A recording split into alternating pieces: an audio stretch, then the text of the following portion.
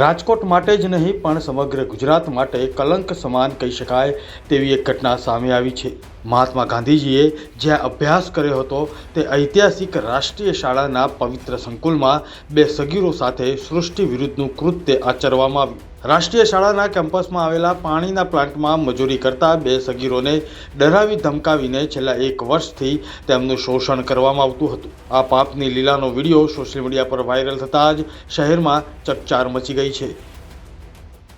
2 દિવસ પહેલા મજૂર વર્ગના છોકરાઓ નાનકડા એવા હોય અને એસએમ ચોક ખાતે એ લોકો બેસેલા હતા અને ત્યાં મને જાણવા મળ્યું એવું હતું કે આ છોકરાઓ ઉપર અવારનવાર દુષ્કર્મ થાય છે ને એવી રીતના એ લોકો વાતો એ લોકોને ચાલુ હતી અને એમાં પૂછતા અને છોકરા સાથે વારંવાર દુષ્કર્મ થતું હતું અને ઘણા મજૂર વર્ગના નાના એવા છોકરા હોય જે ઘરમાંથી રખડતા હોય, બગીચે બેસતા હોય કે રોડ પર રખડતા એવા છોકરાને આ જે બંને આરોપી છે અને હસલાવી ફોસલાવી અથવા ડરાવી ધમકાવીને એની ઉપર વારંવાર દુષ્કર્મ કરતા હતા।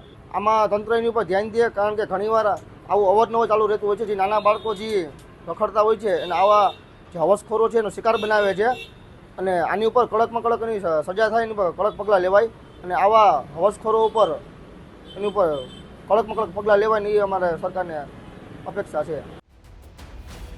આ ઘટનાને પગલે નેપાળી સમાજના પ્રમુખ અને લોકોમાં ભારે રોષ જોવા મળી રહ્યો છે। આરોપીઓને કડકમાં કડક સજા થાય તેવી માંગ કરી રહ્યા છે। દેશ વિદેશના લોકો જ્યાં મુલાકાતે આવે છે તે આ પવિત્ર સ્થાને આવી ઘટના બનતા અનેક સવાલો ઊભા થયા છે। એ ડિવિઝનમાં ફરિયાદ નોંધાતા જ પોલીસે ત્વરિત કાર્યવાહી કરી છે અને સંદીપ કણસાગરા ઉર્ફે લાલા પટેલ અને જયેશ મજેઠિયા નામના 2 શખ્સોને દબોચી લેવામાં આવ્યા છે। એ ડિવિઝન પોલીસ સ્ટેશનમાં એક બેન છે, એમના છોકરા જે માઇનોર છે એના પર સૃષ્ટિ વિરુદ્ધનું કૃત્ય કર્યું છે, તેમજ બીજા એક એમના મિત્ર છે માઇનોર, એમનો પણ સૃષ્ટિ વિરુદ્ધનું કૃત્ય કર્યું છે। એ બાબતે એમને ફરિયાદ આપેલી એ 351(2), 54 તથા પોક્સો એક કલમ 6, 8, 12, 17 મુજબની ફરિયાદ છે।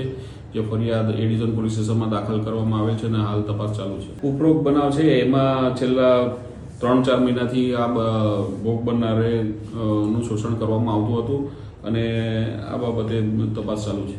આરોપી જયેશભાઈ અને લાલાભાઈ છે અને બંને આરોપીઓ હાલ પોલીસ કસ્ટડીમાં છે। આ જે આરોપી છે એના જે પાણીનું જે જગ ભરવાનું કામ કરે છે એ જગ્યા પર એમની સ્થળ પર આ બનાવ છે અને આ ગુનાનું સ્થળ રાષ્ટ્રીય શાળા પાસે છે। આરોપીના મકાનની અંદર જે પાણી ભરવાનો જે ધંધો કરે છે એ જગ્યા પર છે। આગળ હાલ તપાસ ચાલુ છે।